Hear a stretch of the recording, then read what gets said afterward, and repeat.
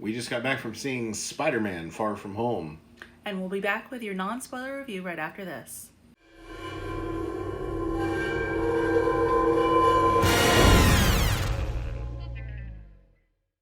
Hi folks, welcome back to Pop Pop Pizzle. I'm Jeff. I'm Heidi. And we are here, not in person. You're seeing some sort of image right now, probably the thumbnail for this video, because if you've been watching our videos lately, you know that we're in the middle of a move. We just finished that move. We are exhausted. We are sore. We are kind of sweaty and not our usual selves. Also, we don't have a place to film currently because our new place is filled with boxes. So we will try to correct that as soon as we can. But for right now, we wanted to give you our non-spoiler thoughts on Spider-Man Far From Home. And since we've done a podcasty type thing before, we thought, well, let's just at least do audio so that we can give you guys something. Exactly. If you have watched our non-spoiler reviews before, you know that we don't talk about anything that's not in the trailers for these movies. And we try not to even talk about that too much, but we do want to give you our thoughts and let you know whether we think you should go see this film or not. Now, going into this, I was super excited. Same. Ready for it because big fan of Spider-Man Homecoming so far. And I was a fan of the Sam Raimi trilogy of Spider-Man films. But this by far is my favorite incarnation of Peter Parker and Spider-Man. Really loved Homecoming. Have really loved his presence in the MCU. And for me, Far From Home just continues that trend. So I was super excited about it. But at the same time, if I had come in even super excited, even loving this incarnation, I feel like if I would have gotten a less than great film, it would have been pretty obvious to me. Like from a high of all the stuff that we've seen lately, especially coming off of something as huge as Endgame. This had a lot to kind of follow up on, considering how huge Endgame was. Right, and they've certainly in the marketing they've made no bones about the fact that this is kind of wrapping up this phase of Marvel films, and that it's that it's continuing kind of from where Endgame left off, at least as far as emotionally for the characters that are in this film. You also know, of course, from the trailers that we've got Nick Fury in this film, the introduction of Mysterio, so a lot of stuff going on in this film. Heidi, going into it, did you know too much about Mysterio or that character? I didn't know anything about Mysterio.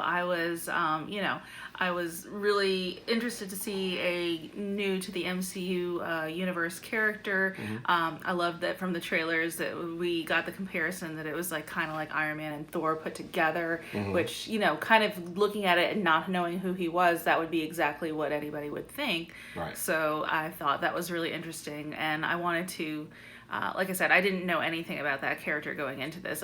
When we watched trailer reactions as well, and we heard other people talking about this character, so I kind of learned a little bit more before going into it. But like straight off the bat, first trailer, I didn't know anything about him. Right, and for me, anytime you do a movie, especially coming off of something as successful as Spider-Man Homecoming was, and then this kind of piggybacking off of Endgame as far as expectations and stuff like that, like it could easily fall into the camp of like, we had this big thing happen, but now we just want to have fun, so let's not address that big thing that left everybody in this weird emotional place.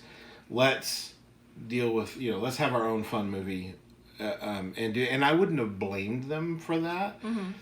But I felt like this hit a really good balance of dealing with what came before, but also setting up new things and dealing with things that happened in Spider-Man's own film. I was going to say, this is very personal to Spider-Man, despite being set in the MCU. So I found that to be a really great balance. And there's something that I won't talk about here, but I mentioned to you in the car ride on the way home, a continuity of theme from Homecoming into Far From Home, but in a different context, in a different way.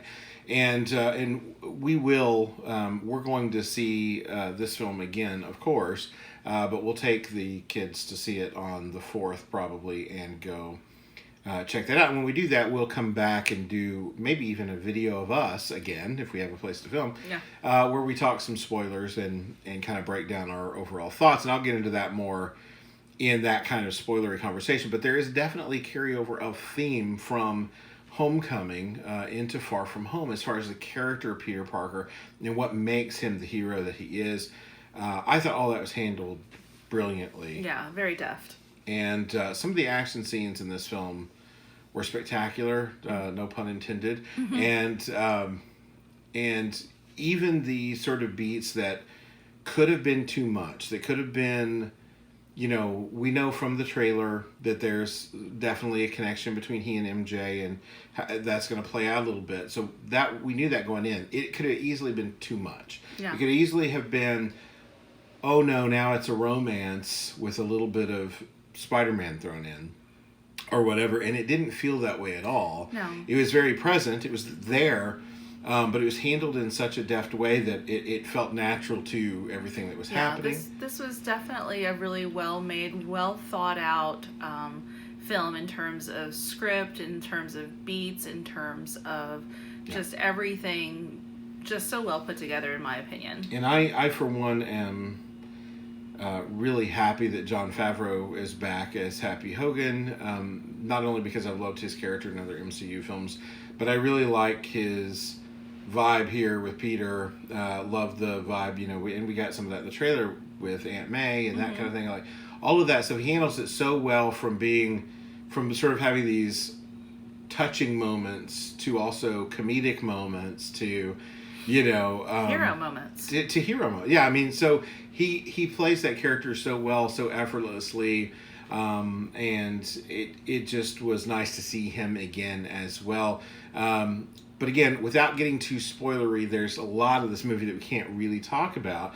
These are just things that you kind of know from the trailer, and we're just kind of giving you our thoughts about that in general. Heidi, given that we're pretty fresh out of the theater, having seen this film, you know how we normally rate things around here. If something's a fizzle, it means don't bother wasting your money going to see it on the big screen, or time, which is really even more precious when you think about it. If it's a pop, that means definitely check it out, but maybe, doesn't need the big screen treatment. Wait for it to hit Redbox or Netflix, not a sponsor. And if it's a double pop, that means grab the giant bucket of popcorn to swim in while you watch this thing, and giant soda to drown your sorrows in, or or rinse off the popcorn salt. Yeah, however you want to look at that. I'm just being ridiculous because I'm delirious and tired. But yeah, that's how we rate things. So double pop, obviously our highest end of the scale. Heidi, how does this rate for you? This actually is a pretty strong double pop. Yeah. I loved every part of this movie. There are some days where I'm really reticent to give even a pop and a half to something, and Endgame was like a total solid. I think I triple popped that one. Yeah, I did. But this is a solid double pop. It was definitely worth seeing in the theater. Lots of from the trailers, that there are lots of big action pieces in here and bigger, larger than life sort of screen things. So it's worth seeing on the big screen, in my opinion. Yeah, I'm going to second that opinion. I think it's a solid double pop for me as well. Definitely worth your hard-earned lucre to see on the big screen. We saw it in 3D. We did. I thoroughly enjoyed my time seeing it in 3D. I don't think you necessarily have to see it in 3D. No, and I think we'll be able to really speak to that more on after we do... Yeah, we're going to do a 2D showing with the family. Yeah, so... On the 4th. So we can comment on that a little bit more in the spoiler review. Mm-hmm. So look for that spoiler review coming up in a few days. Yeah, that's it. Solid double pops from both of us. We thoroughly enjoyed our time in the theater, and I will say that, and it's kind of gone around. We've seen it in different articles and press leading up to this thing, but I don't think it's too strong of a word to say that this is a solid coda to Endgame. This is a solid coda to really all of Phase 4 for Marvel, which led up to Endgame. This is a really nice end cap that not only puts to bed some of what we've seen, but also kind of gets a new ball rolling. And I'm really excited to see where it's going. Very happy. Don't skip out of the credits. And I was right about to say that. 22, 23 movies in, right? We still saw people leaving the theater before the mid-credit scene. I'm like, how is it that in this day and age, if you are even sort of going to an MCU movie, like, you know, you're not really a fan of everything else, but you wanted to see Spider-Man, but you know it's MCU, how is it that you are leaving before the credits are over? They at least have one mid-credit, if not two, including the end credit. Yep. Like, there are scenes. People, why are you leaving? I was beside myself watching people leave. I was like, I don't even understand how this can happen. Yeah, and I would say both the mid-credit scene and the end-credit scene definitely both worthwhile. are status quo shifting moments for the overall MCU, really. So you need to stay for both of those. Anyway, those are our thoughts on this, non-spoiler as they are. We will be back later this week with a full-on spoiler discussion about the movie and our thoughts after we've seen it again. And we invite you to then be a part of that conversation. But for right now, in the comments, keep comments spoiler-free until we have a chance for everybody to go and see it over this holiday week. Anyway, that's it for us. If you like this video, hit the thumbs up and consider subscribing to the channel. We love it when you do that. And if we don't see you again until after the 4th, then be sure and have a good 4th of July. Safe, festive. Yes, happy, healthy, and safe. And remember, because I work in hospitals, I'll tell you, if you get yourself hurt, you're going to be treated by a terrified intern. Yep. Who's only been on the job for 3 days. That's right. All right. That's it for us. Until next time, folks. Bye. Bye.